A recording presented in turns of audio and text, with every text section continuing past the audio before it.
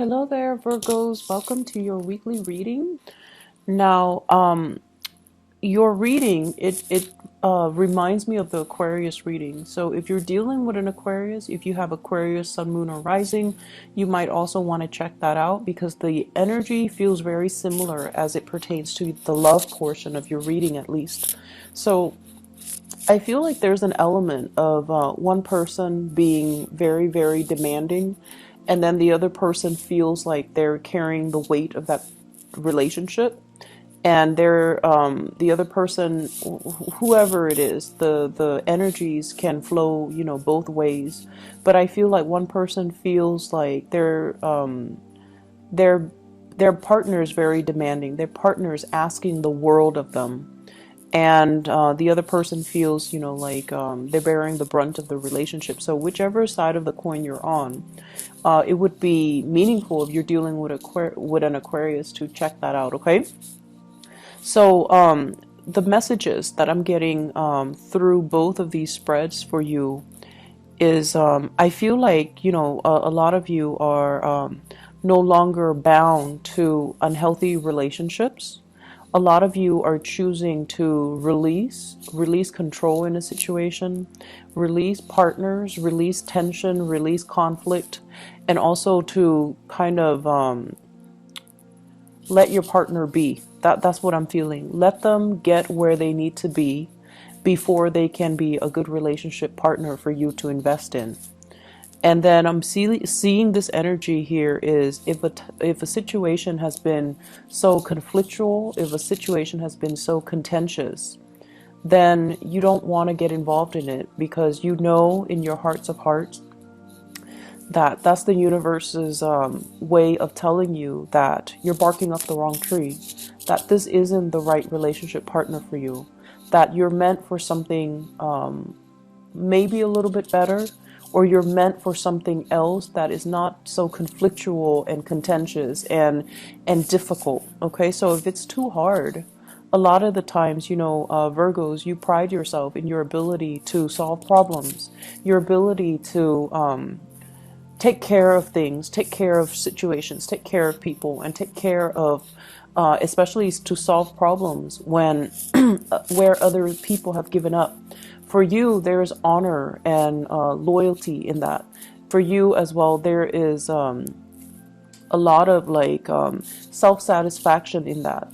But at the same time, I feel like a lot of the signs are pointing you towards the fact that sometimes if it's too contentious, it might not be in alignment with your soul's purpose, and it might not be in alignment with your path any longer. And as a result of that, you kind of need to wash your hands of it because holding on to it tightly or even retaining it, I feel like it's going to prove to be a huge burden for you. Okay.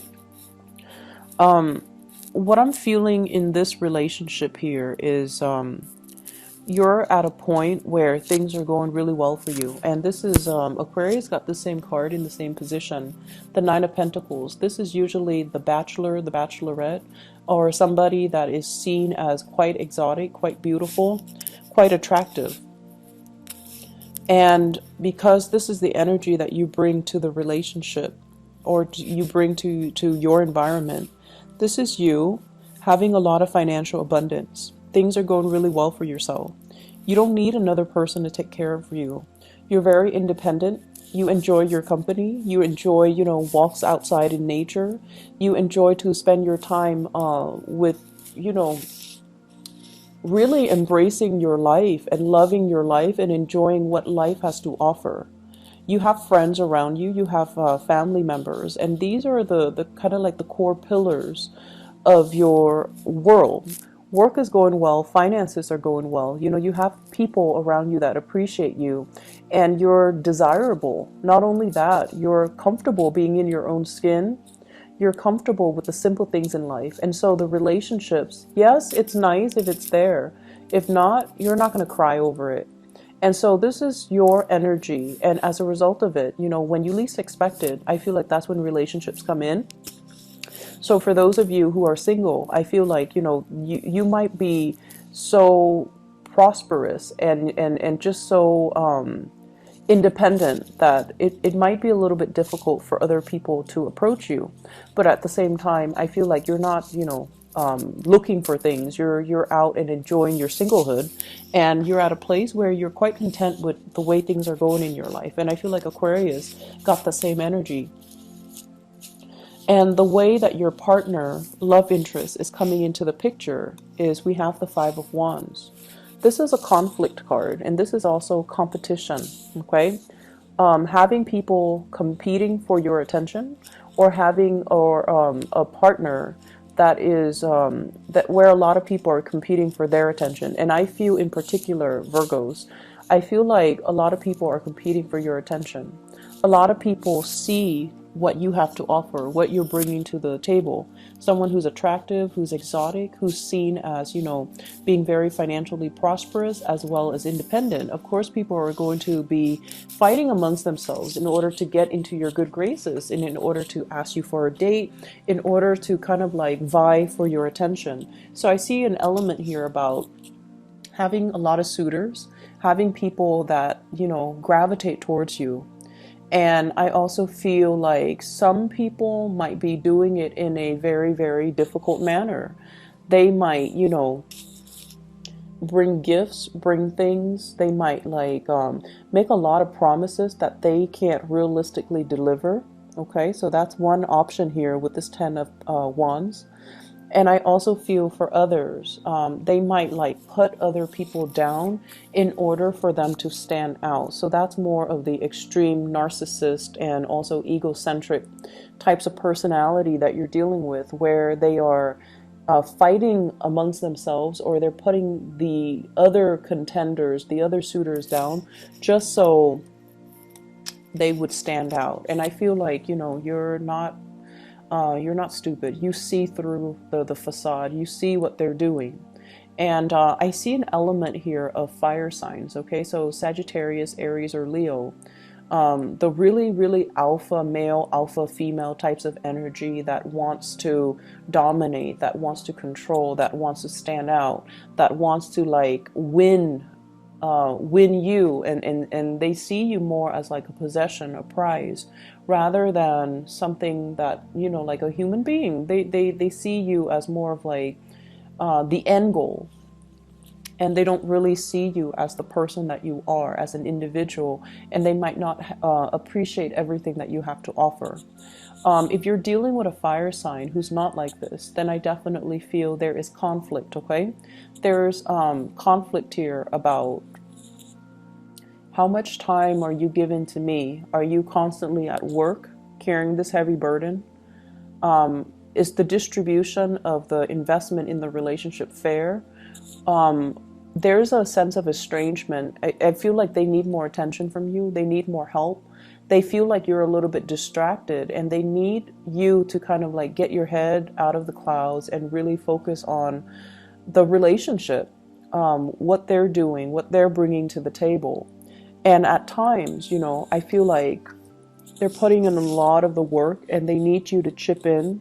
They need you to be emotionally available. So if you're at a distance from them, they're kind of struggling alone, and they feel very much alone. And they feel like, even though we're in a relationship, it seems like you're not doing your fair share. It feels like I'm alone carrying this burden, and I've got these rain clouds over my head, and they're not clearing up. So is there any way that you can reach out and help me? So I almost feel like they see you as distracted. They see you as frivolous. And these are not characteristics that I normally attribute to Virgos. But I feel like with Virgos, it seems as if there might be some type of relationship partner that you've had a lot of arguments with, and there's stubbornness, there's pride that gets in the way. So you might tell them to do one thing, and they're like, no, no, no, no, I'm going to do it my way. And their way is not usually the easy or the most, streamlined or the most efficient way, because, you're one of the the most efficient signs of the zodiac.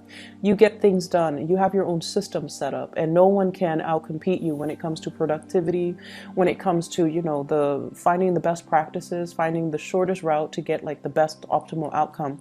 You're very good at it, and you tell them time and time again, you're doing it the hard way. Here's a better way, but of course they're not going to listen. So I feel like you're dealing with someone who's got a lot of pride, who might also have a big ego, who might also just be very stubborn, and they want to go about it their own way, okay?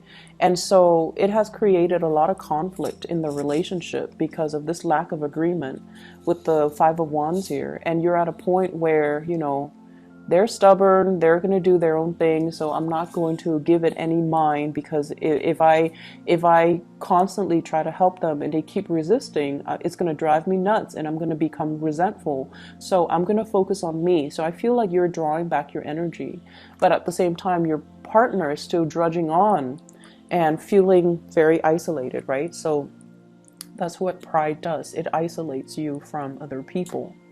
And then I feel like for others of you who are dealing with another person over on this side, we do have the Devil, which is somebody engaging in unhealthy habits, unhealthy ways of doing, unhealthy behaviors, as well as the Eight of Cups here. So I feel like a partner has trying to move on from, their past patterns, okay? So if there has been a lot of conflict, they're trying to move away from that. They're trying to steer the relationship into more of a positive light. At the same time, if there has been a lot of conflict in one of your relationships and you feel like you're putting in all the work, then I feel like you're going to cut your losses and you're going to try to move on as well. So this Eight of Cups is about a situation that we invested a lot of time, a lot of resources, a lot of love, emotions, energy, at the expense of our well-being. It might be something that have lasted, 8 months, 8 years, 8 weeks, even 2 months time, for example. And I feel like you understand the toxicity behind it. You understand that it's a carnal desire type of a relationship. And you also understand that it masks a lot of problems, okay? So like the physical attraction is there, the chemistry is there, but what you see on the surface is not really the reality. And it's a situation that can keep you very stuck, or it's a way of doing, or it's a behavioral trait of the other person that you deem is not very positive, is not very enriching to your life. And vibrationally speaking, you're at a point where things are going really, really well for yourself. You don't want to be dragged down with other people's problems and drama and inadequacies, I feel. So you might be dealing with a partner that you're going to be walking away from very, very shortly, mainly because you don't want to be dragged down when you're at this space where you're not very tolerant of people and their immaturities. And I also feel like walking away from things before you become too heavily invested, that's just a smart way for you to do things. It takes a really long time for earth signs, and especially Virgo and people, to fall in love and to, give your all. When you do give your all. But I feel like it does take a long time. Even if you're dating somebody for like a month, you still have that checklist. Are they on good behavior every day? Are there new things I'm finding out about them? Do I like everything I'm finding out, or do I not like most of the things I'm finding out? So that, balance sheet, that checklist, it goes on, and it happens every day. And then, because you are so practical and pragmatic when it comes to dating, you have this internal checklist that you're assessing, you're grading somebody by every day. And I feel like, it can be 3 months into the relationship when it's that honeymoon stage, right? Like the first 3 months. And the other person might be head over heels in love with you. But I feel like with you guys are still pragmatic. And occasionally you check that list. And I feel like you can withdraw and pull back your energy anytime. Anytime. whereas the other person might already be head over heels in love with you. And I feel like this is what you're doing. This is like indicative of a very early stage of a relationship where you're still finding out a lot about a person, and you're finding out that they might be very stubborn, they might be very fixed in their ways. There might also be a lot of disagreements coming into the relationship as well. And as a result of it, it's easier for you to cut your losses because it's still new. To you, it's not about the honeymoon stage. It's still relatively new. If you cut your losses right now, you would be able to set yourself free. And then I feel like for other people, you're still dealing with someone that you've invested a lot of time in. And this person is so stubborn. Might be a Capricorn. It might be a fire sign, Sagittarius, Aries, or Leo. And I feel like if there has been conflict, it's going to come to an end, okay? Like they're going to try to resolve issues in their own lives. They have a lot of hang-ups. They're very fearful of change. They're very fearful of doing things a different way. They're really fearful of relinquishing control and letting somebody else give them advice, or even taking somebody else's advice. So I feel like that's their hang-up, and that's on them, and that's something they need to work through. And I feel like you are aware of that. You know your partner well. And so you're going to focus on you. You're going to focus on what you need to do, your own path, and let them kind of deal with this internal conflict, internal turmoil that they kind of need to sift through and find themselves. And they are going to find themselves. It's going to take some time because they're so stubborn, and because they're so like doggedly just, this isn't the smart way to do things, but I'm going to do it because I'm stubborn. I'm going to do it just to test myself. So I feel like you've got somebody here that's not as reasonable, but they're hard on themselves as well. And I feel like a big part of you can sympathize with that, right? You're hard on yourself. You understand they're hard on themselves. They want to test themselves. They want to know their limits and their capabilities. And I feel like you can appreciate that. And so you're going to let them be. So you're going to detach yourself a little bit. I see coming back together, but at the same time, I do see arguments as well. So ease up on your partner, okay? Let them deal with their own things. If you tell yourself, I'm just going to focus on me, really take that to heart and focus on you. Don't focus on you and then, have like constantly look over your shoulders to see what they're doing. Because I feel like, you have to be all out of it or all in it, okay? You can't like, straddle the fence here, because then they're going to sense it and they're going to say like, you're backing out on your words, or you're backtracking on what you have to say. So I feel that energy. Leave your partner alone, let them sort out their things, and then they'll come back to you when they're all better. In other areas of your life here, I feel like this week, it's all stubbornness. And honestly, it is not coming from you. It's coming from people around you. I see you're dealing with someone that you're communicating with, and I see a distance between you and them. Could be a family member. But this person is so fearful of change, okay? The word I'm getting here is somebody who's a pack rat, somebody that clings on to every little scraps of paper, every candy wrapper, being a pack rat. It's an emotional response. It's an emotional coping mechanism. So for people that, that hoard, for people that, it's not supposed to be rational. Like we look at them and we're just like, what are you doing? But for them, it's an emotional coping skill. And a lot of it is they're fearful of change. They're fearful of the times, the changing of the times. The things that I need and the things that I'm used to are not going to be around anymore.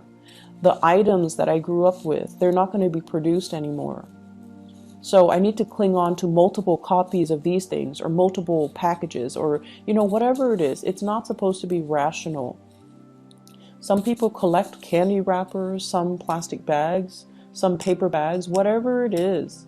I feel like they're hoarding because they feel this innate sense of emotional lack in their own lives. They can be, very financially insecure. And so they cling on to these things that people discard because they feel like if I fill up my house with scraps of things, then I'm wealthy. So it can be like as problematic as that, or, you know, on the other end, it's just a coping mechanism for some of these people. So I feel like you're dealing with someone who is like that. You're also dealing with people who are very, very resistant to change. They're very tunnel vision. They see things in a very specific way, and they refuse to see things outside of their worldview.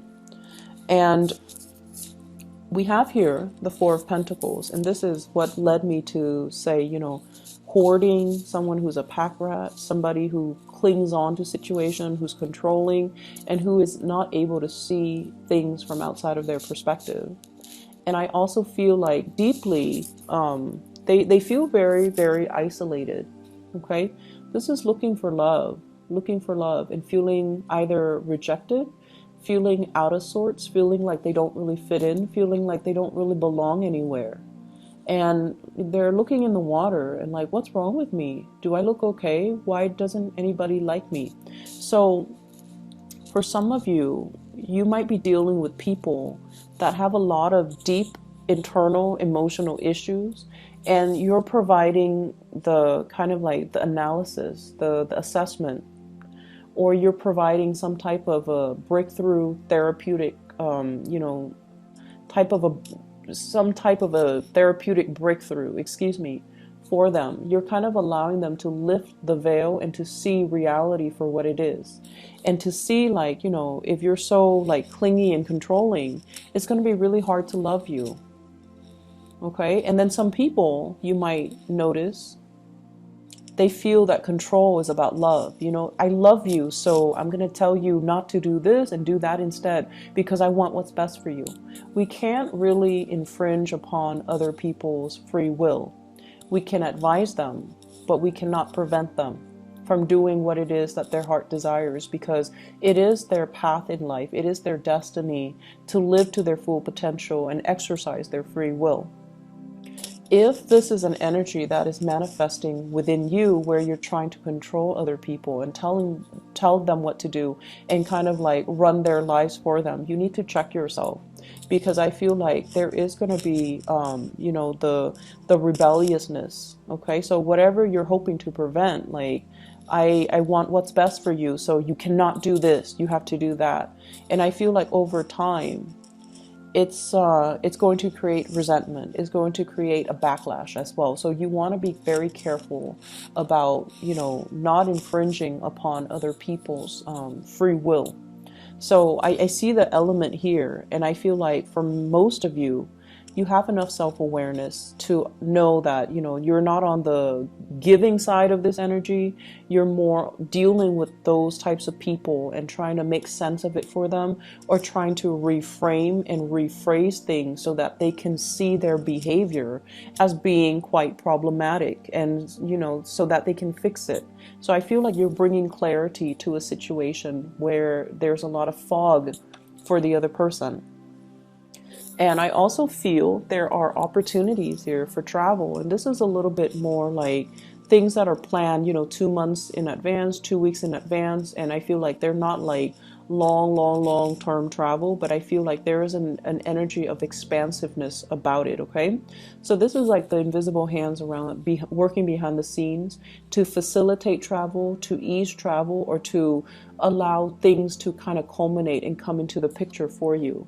And we also have as well the Ace of Swords. This is a really good card that signifies like cutting through the BS, cutting through the fog, cutting through a situation that has been really like, for whatever reason, I'm feeling like somebody is taking on this victim mentality, you know, like, woe is me, nobody loves me, nobody cares about me.